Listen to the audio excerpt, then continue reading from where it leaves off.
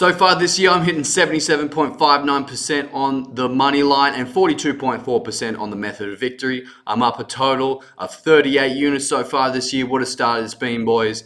And next up, we're covering the co-main event for this UFC Seattle card. Alexa Grasso versus Maycee Barber. You know what I always say, the bigger the dikes, the better the fights, but it doesn't look like this one's going to be a good one.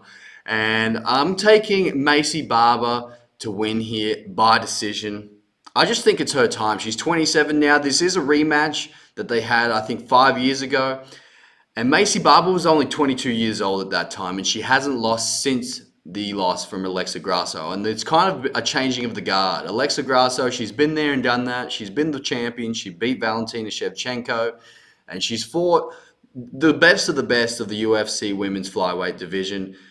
Beat Shevchenko by rear naked choke submission, had the draw, lost in a wet blanket stinker against Shevchenko at UFC Noche in the Sphere, and then lost to Natalia Silva by unanimous decision in a pretty safe to say schooling from Natalia Silva. But I just think she's going to outwork her. Maycee Barber's going to outwork her. She's got really good cardio. She's got really good output, decent top control. And she hasn't, like I said, she hasn't lost that fight since her last loss to Alexa Grasso. So she's motivated. You know, she's younger. She's 27. She closes the distance really well. And I think she's just going to press her up against the cage. It's going to be a bit of a wrestle fuck cage rape performance for Maycee Barber. And, you know, Alexa Grasso, she does have good boxing. When she gets in rhythm, she does have decent timing. But she's reached the pinnacle of her career. It can't get much better than where she was. She was the champ. She beat one of the GOATs of the women's MMA. You know what I mean? She's got decent fight IQ, good straight punches, but I just think she's on the downhill slide. I really do. If you look at Maycee Barber's, Corrine Silva, Caitlin Caminera, Amanda Ribas, you know, I mean, these aren't like wow wins, but I think the momentum's just on her side, and she's going to be extremely motivated to win this fight. Let's take a look at the stats here. Strikes landed per minute for Alexa Grasso is 4.11 to Maycee Barber's 4.61. There's the big number right there.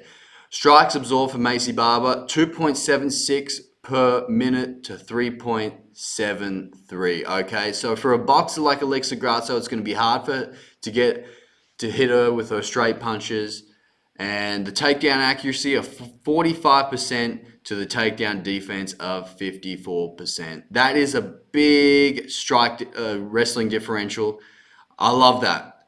That means that she's going to have a lot of success on the feet when it comes to wrestling and getting those takedowns.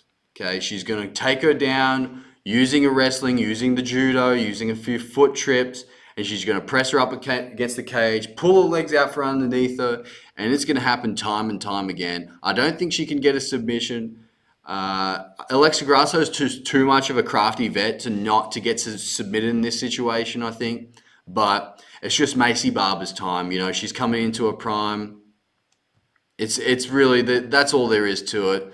And I like betting on the people that lose in a rematch that's not for a title shot. I like betting on the people that lost before if they've shown that they've progressed since that last loss to their opponent that they're facing, which it all matches up.